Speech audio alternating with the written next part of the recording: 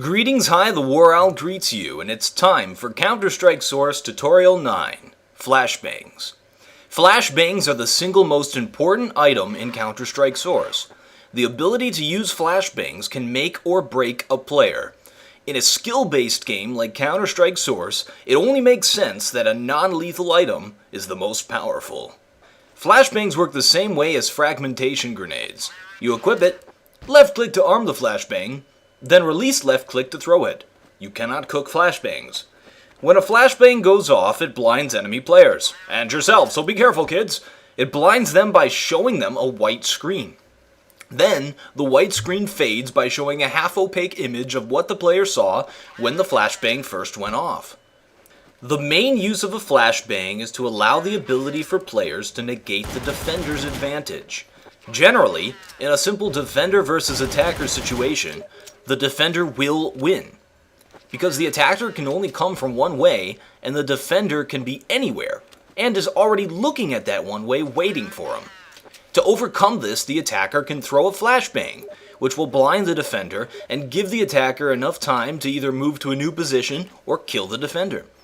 This is a very balanced situation, because all players in the game can carry 2 flashbangs.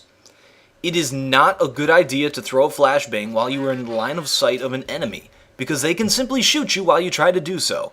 Because of this, flashbangs, like fragmentation grenades, are bounced off surfaces as well as thrown over walls or through doors.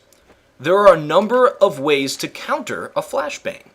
Flashbangs completely blind the player if they are looking at it when it goes off, and halfway blinds them if they are turned around.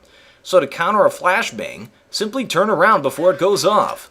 This will give your enemy the impression that you are flashed when in reality you are not, and allow you to kill them quite easily.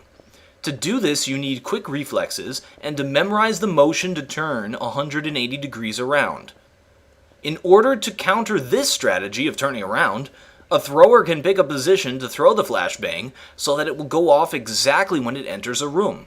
This is very tricky and is where a lot of skill and practice come in. It's always best for the flash to go off immediately rather than bounce around for a bit and roll on the floor, because you can't cook flashes.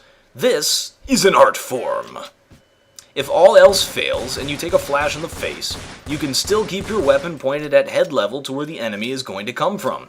Time it right, and shoot when you think they're going to enter a room. With enough practice, you can learn the timings to kill people even while you are flashed, making you an epic super ninja warrior. But be warned, being epic will get you banned from public servers. Remember folks, even at a game like Counter-Strike, which is purely audio and visual, when both of these senses are taken away from you, you can still use your brain. Stay tuned for my tutorial on smoke grenades.